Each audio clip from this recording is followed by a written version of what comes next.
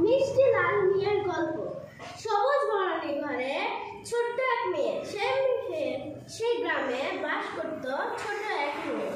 সে সবার আদরে গ্রামের লোকেরা তার নাম দিল মিষ্টি। তার দাদিমা তাকে খুব পছন্দ করত। মেয়েটির জন্মদিনে দাদিমা তাকে উপহার দিল।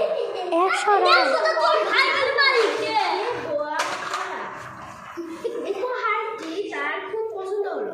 সে তার দাদিমাকে জড়িয়ে ধরলো এবং বলল, লক্ষ্মী দাদিমা, আমাকে অনেক ধন্যবাদ, তোমাকে অনেক ধন্যবাদ। মেয়েটি ঘরে বাইরে গেলেই লাল রঙের বোরখাটি পরত।